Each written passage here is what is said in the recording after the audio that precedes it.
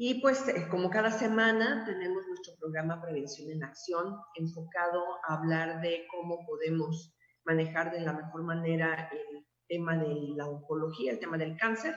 Pero bueno, hemos tenido algunos programas especiales también informativos referente al COVID-19.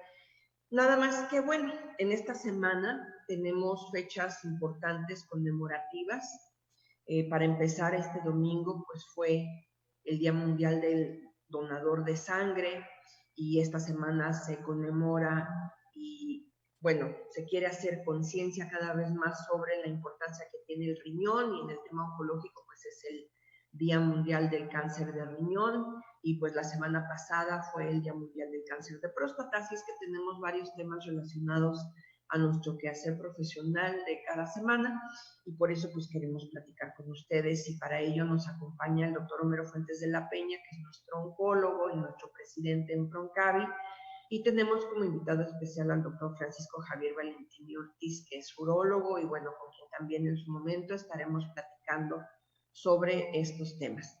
Pues me gustaría iniciar con la cuestión de el Día Mundial del Donante de Sangre.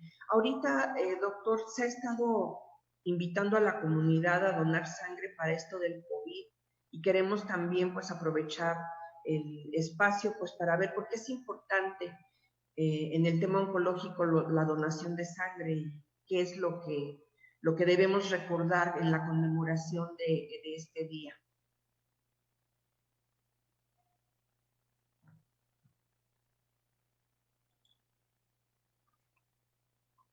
¿Qué tal? Muy buenas tardes. Muy buenas tardes para ti, para toda la audiencia. Con mucho gusto. La respuesta sería la siguiente. La donación de órganos, en términos generales, y esto incluye a la sangre hay que recordar que es un tejido y que realmente una donación viene poco más o menos equiparando en pequeñas cantidades, pero viene equiparando a un trasplante de tejido. La sangre es un complejo con muchos elementos y con muchas sustancias que definitivamente en algunos pacientes puede ser la diferencia entre vivir y morir. ¿De quién hablo? Hablo de los pacientes graves por circunstancias diferentes. Obviamente un paciente que tiene un accidente, que tiene una pérdida masiva de sangre y situaciones por el estilo. Y ahora con COVID, la donación de sangre se ha incrementado en función de esto. Hay que recordar que los pacientes graves son pacientes que tienen un camino hacia el shock, hacia la trombosis, y que en una de las primeras etapas de este shock, es una situación conocida como coagulación intravascular diseminada, tienen, digamos, secuestros de grandes cantidades de sangre que finalmente no llegan a su destino y que necesitan ser repuestos de alguna o de otra forma. Esa es la razón del incremento en el proceso de la donación, que repito, es importante para todas las instancias. Bueno, y hablando ya del tema de esta semana, que es el de cáncer de riñón, es una enfermedad pues que por algo se está asignando un día para recordar que existe ese padecimiento. Entonces, ¿qué hay en relación a esta enfermedad? ¿Qué tan grave es? ¿Qué tan común? ¿Cómo está el problema en nuestra región? ¿Por qué tenemos que conmemorar el Día Mundial del Cáncer de Riñón? Bueno, el cáncer de riñón es una enfermedad, vamos a decir que poco frecuente, y es una enfermedad en general poco conocida, pero por otro lado es una enfermedad bastante agresiva regularmente, que al que le toca la mala suerte de tener este problema, pues se ven complicaciones severas, primeramente porque los tratamientos convencionales en oncología para el cáncer del riñón, me estoy refiriendo a la radioterapia y a la quimioterapia, son prácticamente ineficientes. No existe un tratamiento útil desde el punto de vista quimioterapia-radioterapia. Los pacientes que pueden ser operados en primera instancia es la condición ideal, y el tratamiento a seguir es una madeja de programas de tratamiento aprobados ya por las guías internacionales, pero que incluyen medicamentos costosos y difíciles. El problema principal en relación a prevención, en relación a cáncer de riñón, es un gran conocimiento que hay sobre ello. Para empezar, existe gente que ni siquiera conoce, ni siquiera sabe que existe la posibilidad de tener un cáncer de riñón. Y yo quiero recordarle a la gente que existe cáncer de todos y cada uno de los órganos de nuestro cuerpo.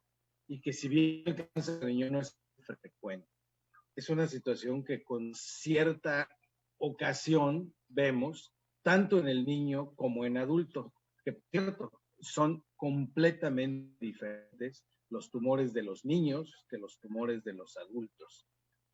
Están de manera completamente distinta, tienen pronósticos completamente diferentes y son de hecho un poco más frecuentes en los niños que en los adultos. En el niño recibe el nombre del tumor de Wilms, ¿sí? Y en el adulto es el tumor de Grawitz o simplemente el carcinoma de riñón, generalmente de células claras, que es la condición más común que existe para ello. ¿Por qué tenerlo presente? Porque el cáncer de riñón es un gran simulador. Es una enfermedad que no tiene un cuadro clínico preciso, como todos los cánceres en un inicio, o casi todos los cánceres en un inicio. Es una enfermedad silenciosa que crece a expensas de este riñón que empieza a elaborar metástasis a otros sitios y que no se hace evidente regularmente hasta que no es muy grande o hasta que no tiene la posibilidad de enviar metástasis a distancia. Entonces la gente no piensa en ello y muchas veces lo confunden pues con una infección urinaria o lo confunden con alguna otra situación del aparato digestivo, del aparato ginecológico en el caso de las mujeres. Es, como digo, un gran simulador. Es una enfermedad que tenemos que tener presente siempre como una posibilidad en el diagnóstico diferencial de diferentes padecimientos médicos, pero regularmente la excluimos de nuestro armamentario. Por eso creo que es importante tenerla presente y recordarla. Y aquí, bueno, si hablas de que se confunden a veces los síntomas, ¿qué tan fácil es que se pueda detectar a tiempo? Es muy poco probable que se detecte a tiempo. Es imposible que se detecte a tiempo si no hacemos nada, por supuesto. Pero si nosotros tenemos la sospecha clínica y pensamos en esa posibilidad, sencillamente tenemos que enfocar nuestros estudios a la posibilidad del riñón. Y lo podemos hacer de dos maneras relativamente sencillas. Una es sencillamente tomar un examen de orina y ver si existe, uno, células sanguíneas, o sea, sangre en la orina, y hacer un estudio citológico como es un Papa Nicolau, justamente una citología exfoliativa en la orina, en donde podemos encontrar células de tejido de descamación de la vía urinaria que viene desde el riñón, situación que con alguna frecuencia se presenta en la orina. Y la otra es un estudio de imagen bastante sencillo, que es el ultrasonido de los riñones. Se ubica el riñón del lado derecho, se ubica el riñón del lado izquierdo, se barre con el sonógrafo y cuando existe una masa en el riñón es relativamente sencillo encontrarlo.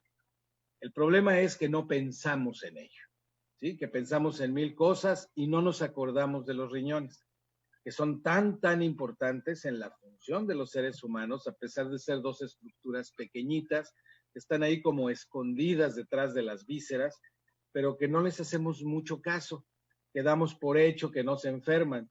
Y no es así. Desde las infecciones del riñón hasta los problemas tumorales, son situaciones que pueden comprometernos de manera muy seria. Pensemos en todo lo que hacen nuestros riñones y pensemos entonces la importancia que esto tiene. En este caso, las causas también tienen que ver, las causas del cáncer de riñón, ¿tienen que ver con estilos de vida o no? En este caso no, excepto dos factores.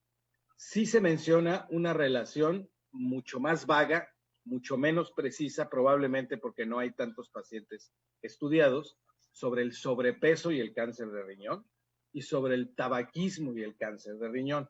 Son los dos factores que se han más o menos elucubrado. Pero a diferencia de los otros, el cáncer de riñón sí tiene un factor genético mucho más importante. no se diga en el niño, en el tumor de Wilms, pero en el adulto, hablando específicamente del adulto, sabemos que hay una serie de síndromes que lo predisponen. Sabemos que existe también una predisposición genética ligada no a factores hereditarios propiamente dichos, pero sí a factores genéticos con algunas deleciones o con algunas situaciones en el genoma de estas personas que en la etapa adulta desarrollan cáncer de riñón, ¿sí? Es decir, el peso de los estilos de vida es mucho menor que en las otras enfermedades. Aquí pesa más los factores genéticos, los factores ambientales. Se habla en algunos casos de personas que están expuestas a las anilinas, por ejemplo, los colorantes, algunos procesos y algunos industriales que se presentan por ahí. Cabe esa posibilidad y es mucho más frecuente que se encuentre en etapas bastante tardías. Y en el tema, por ejemplo, de la frecuencia de acuerdo al sexo o a la edad. El cáncer de riñón es ligeramente más frecuente en el hombre que en la mujer. Ligeramente. Es semejante casi, podría yo decir. Y generalmente el carcinoma típico del riñón, que se llama carcinoma de células claras del riñón, se presenta en individuos por arriba de los 50 o 60 años. Pero como en todos los padecimientos oncológicos, existen múltiples excepciones. Y como en todos los padecimientos oncológicos también existen variantes. Hay al menos 4 variantes claramente descritas de los cánceres de riñón, en donde algunas son mucho más raras que otras. Hace rato decía que el más común es el carcinoma de células claras. Hay otros tumores mucho menos frecuentes. Recuerdo muy bien el caso de un paciente que tuvo algo que se llamó oncocitoma renal, que son tumores de muy lento crecimiento, que van de muy poco a poco, y recuerdo perfectamente que este señor con el cual hice después una amistad muy marcada, este señor vivió 17 años con un cáncer de riñón metastásico a diferentes ganglios y diferentes estructuras del organismo, y llevaba una vida prácticamente normal. Eso no es lo usual. Lo usual es que un cáncer de riñón no tratado en 1 o 2 años acabe con la vida de una persona. No fue el caso de este paciente con oncocitoma, pero regularmente el carcinoma de células claras es así. ¿Sí? Puntualizando, ligeramente más común en el hombre, ligeramente, y generalmente en personas por arriba de los 50 años de edad. ¿Tiene que ver de alguna manera o no tiene nada que ver con el consumo regular de agua? No en este caso. Se supone que el riñón debe filtrar y debe de trabajar para lo mismo, pero en este caso, de manera muy curiosa, la función renal no se ve afectada. ¿Y por qué no se ve afectada? Porque regularmente este tipo de tumores aparece en uno de los 2 riñones. Y como tenemos un organismo muy sabio, el riñón no afectado suele hacer la compensación funcional que tiene el riñón que no está funcionando bien. Entonces, los requerimientos de consumo de agua, ya sea de mayor o de menor cantidad, regularmente son filtrados de manera satisfactoria por el otro riñón. Por eso también pasa imperceptible. Pues vamos a ir a una pausa. Estamos en Prevención en Acción, el programa de Proncavi, Oncología y Calidad de Vida, platicando con el doctor Homero Fuentes de la Peña sobre el Día Mundial del Cáncer de Riñón.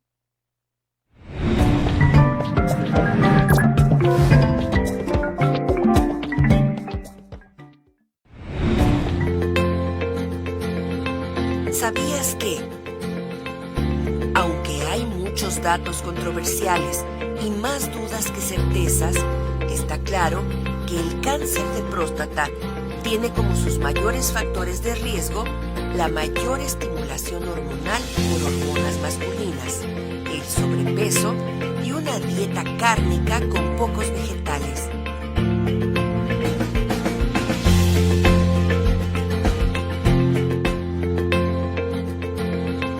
¿Sabías que, con la llegada de noviembre, cada año en el mundo se pone en marcha una campaña llamada Movember? Una de las más originales para animar a que los varones se sometan a las revisiones oportunas para prevenir el cáncer de próstata y de testículo. Durante un mes, llevar bigote tiene el valor adicional de recordar que para la detección a tiempo de un cáncer es necesario someterse a diagnósticos anuales, cuya efectividad está demostrada en el menor número de muertes causadas por esta enfermedad. Además, Movember también quiere animar a los hombres a comprobar el historial médico de su familia y adoptar un estilo de vida más saludable. Únete a Movember con Proncavi. Visita nuestra página en Facebook.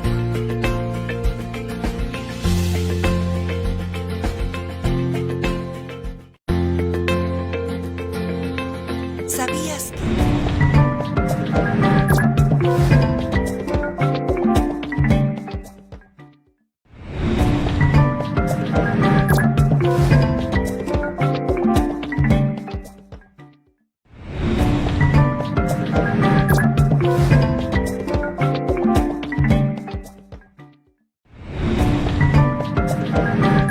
Aquí sobre el tema del Día Mundial del Cáncer de Riñón y nos estaba hablando el doctor Homero Fuentes de la Peña sobre el panorama general de la enfermedad y sobre por qué es importante tener presente este tema, independientemente de que no es uno de los tipos de cáncer más comunes, pero sí muy agresivo, y bueno, ya nos ha estado más o menos poniendo aquí en antecedente en relación de pues, lo que implica el tema del cáncer de riñón. Y pues hablábamos que las funciones que tienen y que no tienen mucho que ver tampoco con la parte esta del consumo de agua y todo lo que se dice, ¿no? En relación al funcionamiento. En eso nos quedamos, doctor Homero. ¿Qué podemos seguir platicando sobre este tema? Bueno, creo que lo que valdría la pena decir y concluir básicamente el cáncer de riñón, a manera de resumen, es una enfermedad poco frecuente, pero no inexistente. Tampoco es una enfermedad extraordinariamente rara. Es una enfermedad que nos confunde en el diagnóstico de muchas otras cosas. Se le conoce como el gran simulador. Es muy poco frecuente que encontremos tumores de riñón tempranos. Y creo que debe de estar en nuestra mente siempre la posibilidad que en un paciente que presenta molestias abdominales de cualquier índole, no necesariamente de las vías urinarias solamente, es un paciente en donde tenemos la obligación de hacer un diagnóstico de precisión.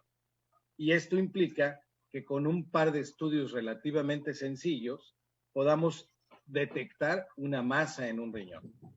Que cuando un riñón se encuentra con una masa y sobre todo cuando no ha salido de la cápsula del riñón, el papel del cirujano y en este caso del urólogo para poder retirar el riñón puede producir la curación de esta enfermedad. A diferencia de cuando el tumor sale del riñón, donde se forma una enfermedad que desarrolla metástasis a distancia y en donde entonces la curación se vuelve realmente complicada, puesto que estamos hablando de una enfermedad que no es sensible a la radiación, que no es sensible a la quimioterapia, que hoy día se puede tratar con diferentes sustancias biológicas o inmunoterapia, pero que resultan por costo de acceso muy difícil. Eso es, creo, lo que podemos decir en cáncer de riñón. Pues estamos en Prevención en Acción, el programa de Prooncología y Calidad de Vida de Proncavi, como cada semana de 6 a 7 de la noche aquí en Sintoniza Sin Fronteras. Y me da mucho gusto recibir al doctor Francisco Javier Valentini Ortiz, que es urólogo y que aquí también se suma a nuestra charla de esta tarde, para hablarnos de este tema del famoso cáncer de riñón, que pues ya tiene su día, que es esta semana cuando se conmemora, y pues ya la parte oncológica ya la hemos estado comentando con el doctor Homero. ¿Usted qué nos puede decir, doctor? Muy buenas tardes. Muy buenas tardes, ¿me escuchan? Sí. Bueno, hay en términos urológicos una famosa triada muy común, como ya la comentó el doctor Homero, la bola, o sea, tumor, la famosa hematuria, que es orinar con sangre y que es uno de los síntomas principales, como dijo nuestro amigo hace rato, es tumor, hematuria y dolor. Pues habitualmente el dolor es muy poco frecuente en el riñón. Solo cuando hay piedras o cuando no hay tumores nos da dolor, es la unidad renal. Entonces, en términos generales, habría que decir a los pacientes que se estén checando con un examen que se llama examen general de orina, y ante la presencia de sangrado, o sea, hematuria, acudir inmediatamente, ya sea hacerse un ultrasonido o algún otro estudio que se amerite. Oiga, doctor, es muy común ahorita que mencionaba eso del dolor del riñón, que a veces se confunda, ¿no? Porque la gente le duele esa parte del cuerpo y dice, ay, es que es el riñón, me duelen los riñones.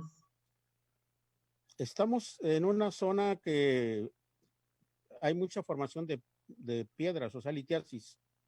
Y puede ser que la gente por ahí se haga estudios y si no le sale piedra ya dé por descontado que está sana. Entonces es muy importante, como comentaba nuestro buen amigo el doctor Homero, que la gente se haga exámenes periódicos. Lo básico sería un examen general de orina, un urocultivo y sobre todo pedir a la gente que se haga periódicamente ultrasonidos porque hay mucha patología temprana, pero como muchas veces sabemos, no se diagnostican a tiempo, llegan con casos avanzados. Doctor, pero como en otras enfermedades, ¿cuál sería la frecuencia? ¿Cuál es la recomendación? ¿Uno puede ir al laboratorio y pedir esos estudios o es prioritario ir primero con el médico? Habitualmente la gente acude a hacerse exámenes muchas veces, ya nos llegan con exámenes básicos y con un ultrasonido. Pues muy pocas veces nos llegan los pacientes de primera intención. Como dijo el doctor, es el famoso tumor que es el gran simulador. Entonces, o nos llega referido por un internista o nos llega referido por algún médico general. Es muy raro ver un paciente de un tumor renal que nos llega de primera intención al urólogo. Pero ahí lo básico sería tener muy buenos contactos con todos los médicos generales, en este caso, y con los médicos internistas, porque puede dar otros síntomas, aparte de la triada que hace rato mencioné. Doctor, y ya en términos generales, fuera de lo que es cáncer de riñón, ¿los riñones se enferman regularmente o no? Perdón, no te escuché bien. Que independientemente de lo que implica el cáncer de riñón, sí, ¿hay otras enfermedades que sean comunes en los riñones? Sí, mencionaba yo anteriormente la litiasis renal, sobre todo en esta área del país. Y puede haber casos de pielonefritis que ponen a parir chayotes, decimos nosotros a la gente, porque duelen mucho, orinan sangre, y pues la pielonefritis es una enfermedad que no necesita hacer cirugía, sino manejarla con antibióticos, ¿verdad? Hay pielonefritis muy severas, en algunas mujeres sobre todo. ¿Y hay medidas de prevención? Sí, cómo no. Hacerse lo que le llaman los exámenes básicos, ¿verdad? La biometría hemática para ver si no hay anemia. El examen general de orina para ver si no hay pérdida, ya sea de proteínas o de sangre. Y pues hacerse básicamente un ultrasonido abdominal con énfasis en que se haga un rastreo en la zona de los riñones. ¿Eso es cada año? Por lo menos. Por lo menos. Si el paciente es formador de piedras, a veces cada 3 meses le pedimos que se esté checando con un examen de ultrasonido. Doctor, y ahorita ya la extracción de esas piedras necesariamente implica cirugía o ya no? Hay un dicho entre los urólogos, ¿verdad? Que si la piedra está chica hay que darle la oportunidad de que baje espontáneamente, ya sea con manejo médico o con mucha ingesta de líquidos. Pero si la piedra ya tiene un diámetro mayor de 1.5 centímetros, hay que hacer alguna intervención. Ok. Pues estamos en Prevención en Acción, el programa de Pro-Oncología y Calidad de Vida, con el doctor Homero Fuentes de la Peña, que es nuestro oncólogo clínico, y en esta ocasión nos acompaña como invitado especial el doctor Francisco Javier Valentini Ortiz, que es urólogo, y pues estamos platicando en relación a el día que se conmemora esta semana, que es cáncer de riñón, y aprovechando que está el urólogo, pues preguntándole otras cosas sobre el tema. Vamos a ir a un corte y vamos a regresar porque también hay un tema que ambos comparten, que es el cáncer de próstata. La semana pasada estábamos hablando de este tema porque pues, fue el Día Mundial del Cáncer de Próstata y pues ellos como especialistas atienden pacientes con esta enfermedad. Entonces de eso vamos a platicar en el siguiente corte.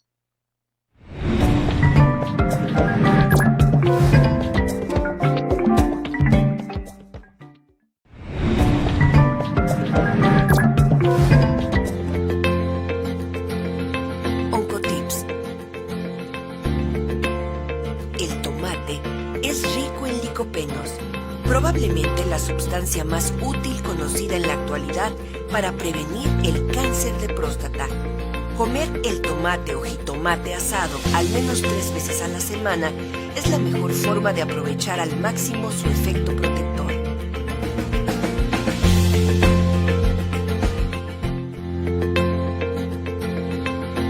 ¿Sabías que varios estudios han sugerido que una alimentación con un alto contenido de ciertos vegetales, incluyendo jitomates, vegetales crucíferos, soya, frijoles y otras legumbres, o pescado, puede estar asociada a un menor riesgo de cáncer de próstata, especialmente cánceres más avanzados? Los vegetales crucíferos incluyen repollo, brócoli y coliflor.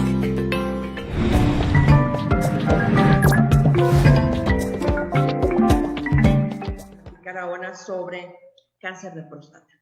¿Por qué es importante hablar de cáncer de próstata? Pues porque es uno de los tipos de cáncer que padecen los hombres con mayor regularidad y bueno, también tiene un alto índice de mortalidad aquí en la región y en todo el país y bueno, para eso tenemos aquí a 2 especialistas que se la saben de todas, porque es parte de su trabajo. Entonces, doctor Homero Fuentes de la Peña, ya nos habías comentado pues la importancia que tiene el que los hombres empiecen a tomar acción en función de la salud masculina, no nada más de cáncer de próstata, pero muy en particular de este padecimiento. Entonces, ¿de qué podemos platicar para poder complementar lo que hablábamos la semana pasada? Bueno, sobre cáncer de próstata podríamos hablar horas y días si se diera la posibilidad de hacerlo. Yo creo que cáncer de próstata debe de ser un tema prioritario siempre, no nomás en junio que se festeja el día, no nomás en noviembre que es nuestra fecha nacional de conmemoración del Día del Cáncer de Próstata, sino debería de ser siempre. ¿Por qué? Porque es la enfermedad oncológica más frecuente en el hombre y eso sucede en muchos países del mundo y en México también. Creo que también es muy importante mencionarle a las personas que a partir de diciembre del 2017, que tras la gestión de nuestra asociación, otras asociaciones, los colegios de urología, los colegios de oncología médica y quirúrgica, se lleva a cabo y se formaliza lo que es la norma oficial mexicana, es decir, la norma 048. Una norma que contempla tanto a la hiperplasia benigna de la próstata, o es decir, el crecimiento no canceroso de la misma, como al cáncer de próstata, y en donde se habla desde su prevención hasta incluso los cuidados paliativos de algún paciente que padece el cáncer de próstata. Lo primero que hay es que hay muy poca conciencia, muy poco conocimiento, aún en el gremio médico. Vemos, por desgracia, que digamos los internos, los estudiantes, los jóvenes pasantes de los hospitales, así, sin más, se brincan la exploración prostática. Y por el simple hecho de que un paciente sea hospitalizado, digamos, por alguna otra razón, pareciera que no existe la próstata. Entonces, me brinco la próstata y no le hago nada. Lo mismo pasa con los médicos familiares o los médicos de primer contacto. ¿Cuál es el resultado? Que el médico de primer contacto, en términos generales, no sabe ni siquiera explorar la próstata. La educación del dedo para poder tocar una próstata requiere de la única forma que uno pueda adquirir experiencia, que es tocando. No se puede aprender a atender partos sin atenderlos, no son de libro, son de acción, son de tocar, son de sentir, son de percibir.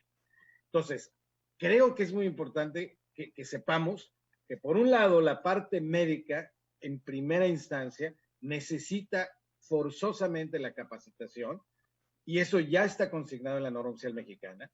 Y por otro lado, el paciente varón que tiene más de 45 años de edad debe tener el conocimiento, porque el conocimiento es poder, la información es poder, que él debe de tomarse un estudio o clínico o laboratorial o ambos a partir de los 45 años de edad e incluso antes si tiene antecedentes genéticos. Por no hablar de las terapéuticas, que son terriblemente interesantes, pero el grave problema que tenemos nosotros es que tenemos una bajísima detección de cáncer de próstata temprano. Pacientes que en ese momento se pueden curar con medidas relativamente sencillas, con una cirugía probablemente no tan sencilla, pero resolutiva. Y que cuando el cáncer sale de la cápsula prostática, como sucede con otros cánceres, las posibilidades se reducen marcadamente. Creo que eso es lo que la gente debe saber.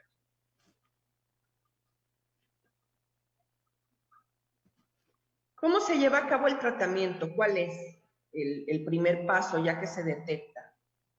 ¿Por qué intervienen las dos áreas?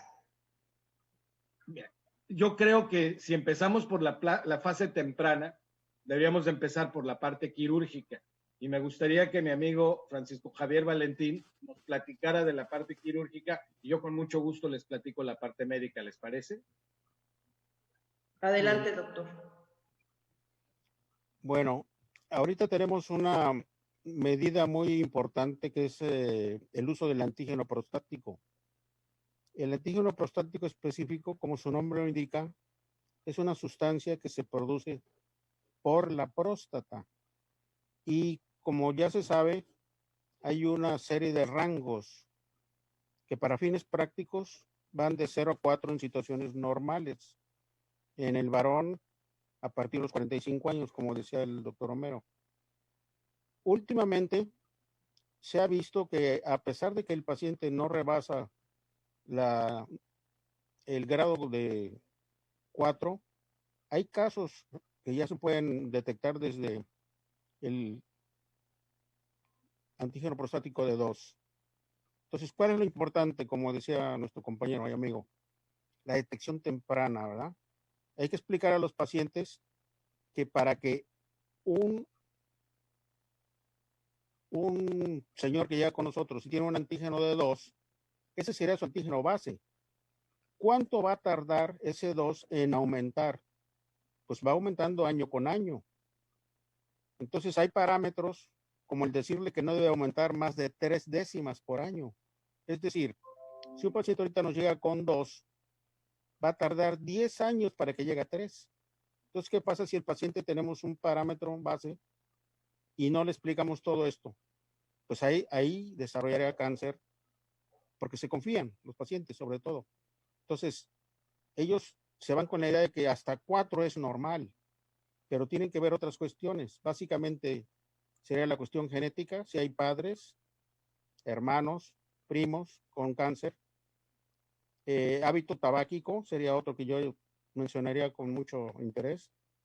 Y hay personas que se han estudiado, sobre todo a nivel de Estados Unidos, que en el área de Japón, en el área de Asia, tienen un cierto tipo de dieta y es más difícil que desarrollen cáncer porque todo lo que es derivado de soya va en contra del desarrollo del cáncer.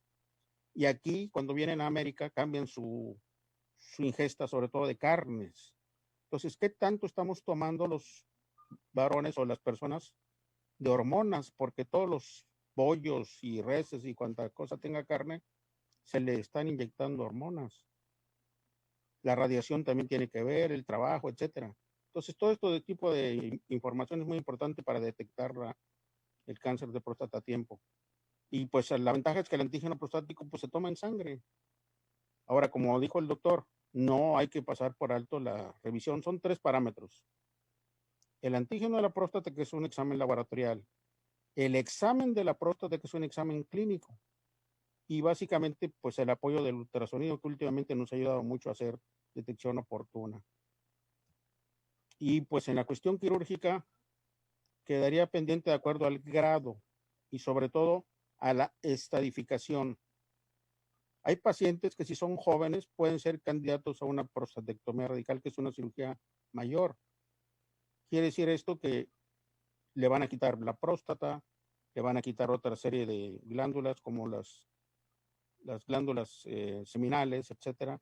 Y la cirugía es bastante amplia, vamos a decir. Ahora, últimamente se ha desarrollado aparatos que nos ayudan a hacer cirugías no tan grandes, pero son robots o son utilización de la laparoscopía, que es prácticamente, estamos hablando ya de un tercer nivel hospitalario. No todos los lugares se puede hacer. Tienen que ser lugares especializados, con gente especializada, con 2 o 3 urólogos, un anestesiólogo que tenga mucha experiencia y pues no están al alcance del público en general. Lo importante ahorita más que nada sería mencionarles a los pacientes que ante un antígeno sospechoso habría que estar checando cada 6 meses a más tardar. Si hay más que platicar, lo platicaremos con posterioridad. Adelante, Homero. Adelante, licenciada. Muy bien, doctor Homero, ¿algo que quieras agregar? Solamente quiero decir, antes de pasar a la parte médica, porque creo que iremos a corte pronto, solamente quiero puntualizar en esto. El antígeno prostático específico se calcula que su utilidad radica más o menos en el 70-75% de las veces. Eso es mucho mejor que nada. Y como bien puntualiza el doctor Francisco Javier Valentín, no nomás es el valor total. El índice de crecimiento, la velocidad de crecimiento en décimas, es quizás todavía más importante. Y quiero ponerlo muy en claro así en números. Él ponía el ejemplo de un 2. Si hay una persona que tenga, digamos, 50 años de edad y tiene 2 de PSA, y esa persona el año siguiente tiene 2.3, está en el límite. Pero si tiene 2.4, ya creció 4 décimas. Y eso es suficiente para tener la sospecha clínica de que pueda tener un cáncer de próstata. Hay que recordar, el antígeno prostático específico viene de los años 70.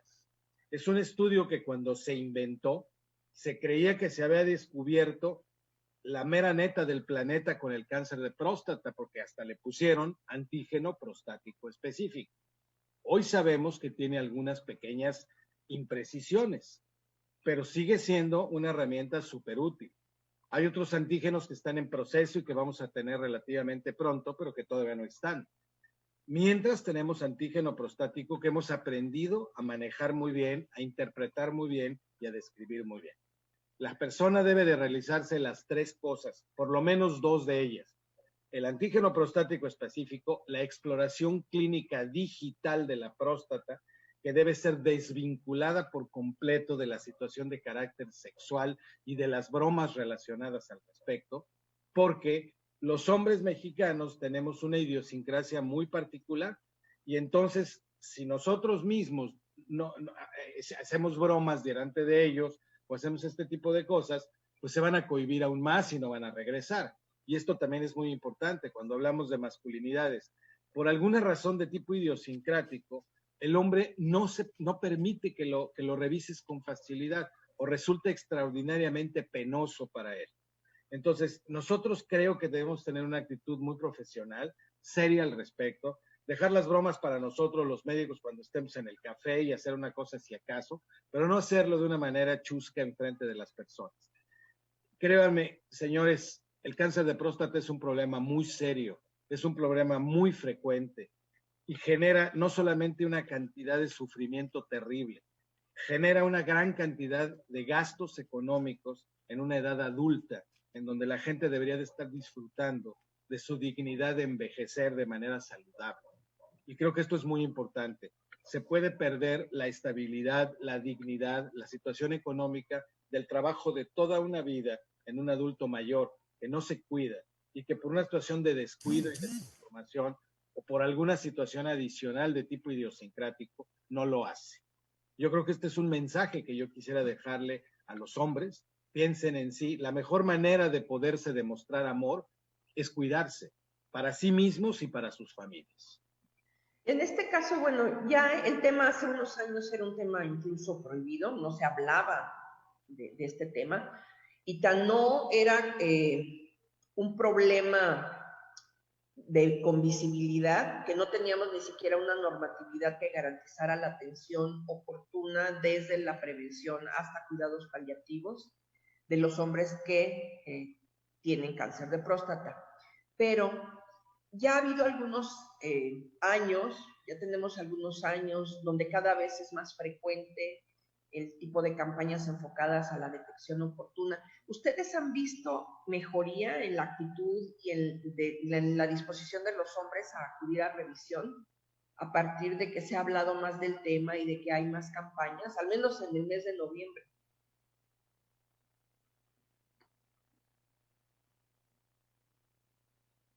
No sé quién me quiera. Sí, doctor Francisco. Me ha tocado que veo yo en el periódico que hay una campaña para detección de cáncer de próstata por algunos, sobre todo equipos deportivos. Y las personas van, se toman la muestra, se toman la foto con las edecanes y hasta ahí llegó el asunto, hasta ahí llegó el corrido, como dicen. No, la cuestión es detectar ahí, aprovechar esa curiosidad, por así decirlo, de los varones y disposición en este caso, y ahí darles más información y en un momento dado canalizarlos a los que salgan altos, ¿verdad? Porque de qué caso tiene que el paciente ya acudió, ya se hizo una detección y pues se pierden, ¿verdad? Yo no he visto que les tomen datos de sus domicilios, por ejemplo, o cómo localizarlos. Y otra cuestión es de que pues no hay que ir por tomarse la foto con las muchachas del equipo, ¿verdad? Están muy guapas y todo, pero pues, ¿qué va a pasar, como dijo el doctor Homero, si una familia va a sufrir, en este caso, pues de un cáncer de próstata en el proveedor, por así decirlo, ¿no? En una etapa joven. Ha habido casos que se han detectado cánceres de próstata en pacientes varones de 38 años, en la etapa más productiva de la vida. Ha habido otros casos en varones de 45, porque gracias a la utilización del antígeno prostático, pues ahorita, si alguien te llega con un antígeno de 20 y con datos de ataque al estado general, pálido, etcétera, pues ni pensarle, ¿verdad? Ya es un caso de un cáncer avanzado. Entonces, eso es lo importante, ¿no? Que no nada más se haga énfasis en cuestiones, hasta yo diría, folclóricas, ¿verdad? Sino que se aproveche toda esa disposición de algunas personas para que se les dé más información y sepan con quién canalizarse. No todos los hospitales van a tener robots para ayudar en las cirugías, pero algunos ya están comprando aparatos laparoscópicos. Y estamos viviendo una situación que nos está despertando la importancia de lo que es la promoción, ¿verdad? Ahorita simple y sencillamente con que estemos en casa estamos promocionando la salud de todos nosotros. Entonces la gente debe entender que debe uno estarse checando antes de tener síntomas. Ya con síntomas ya es otro asunto, ¿verdad?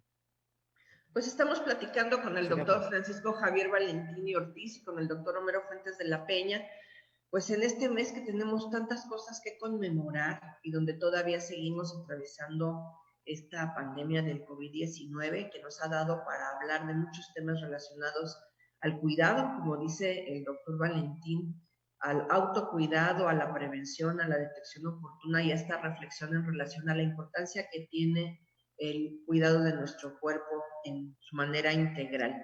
Vamos a ir a un corte, estamos en Prevención en Acción, el programa de Broncavi, y regresamos para finalizar nuestro programa de esta tarde.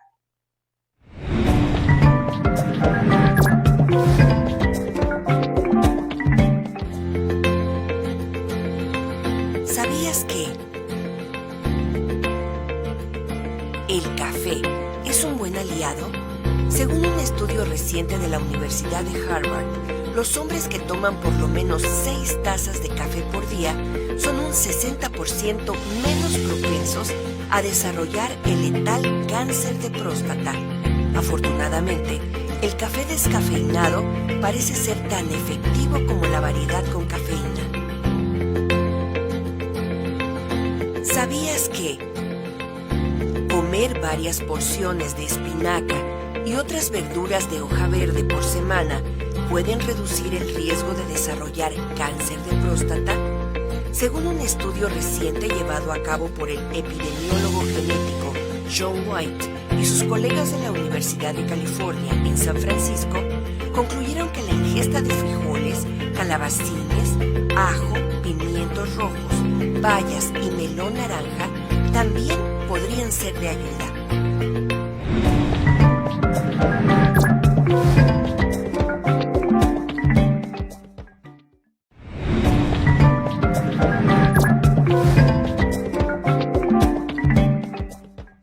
Prevención en Acción. Y bien, doctor Homero Fuentes, estamos ya por concluir el programa. ¿Cuál sería tu comentario final en relación a lo que abordamos esta tarde?